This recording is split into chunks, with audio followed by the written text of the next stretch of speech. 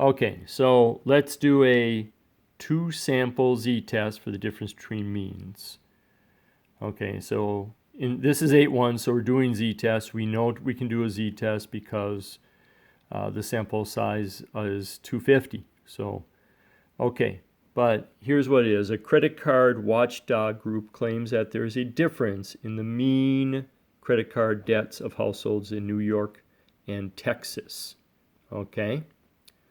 So there is a difference. So we set up our null and alternative based on the fact that there's a claim that there is a difference, right? The claim is that there's a difference, not equals. Okay, so once we set that up, right, then we have to start setting up our picture. Okay, and there we need to find our critical values, right? So there's our lower critical value and our upper critical value. We need two critical values because it's two-tailed.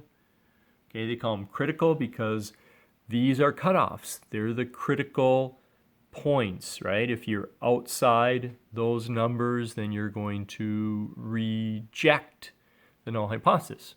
If they're not, okay, if you're not, then you're going to not reject, fail to reject.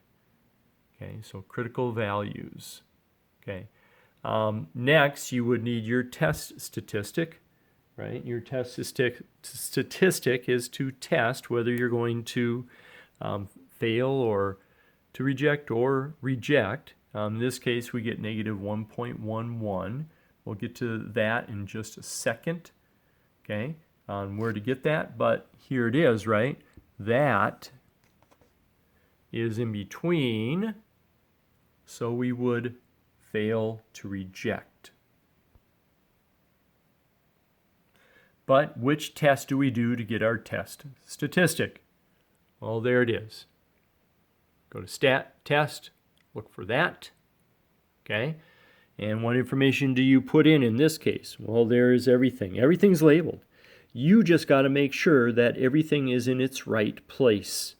X1 is X1, S1 is S1. They don't necessarily have things in this order, so you just got to make sure that you put everything in the right place. Choose the right tail test, and then get your test statistic. You look for where that falls. In this case, we failed to reject. Now, what's our interpretation? Well, you got to know, well, the alternative is a claim.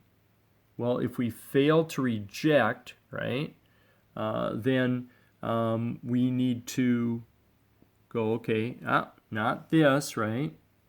That means we got two choices. Is there enough evidence to support or not enough evidence to support? That's when the claim is alternative. Well, if we fail to reject the null and the claim is the alternative, that means no, there's not enough evidence to support. And one other thing I should point out up here, I didn't point out, right? This is a two-tail. So the alpha they give us, got to slash that in half and use that when you do your inverse norm.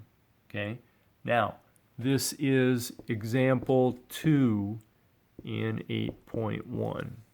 Okay.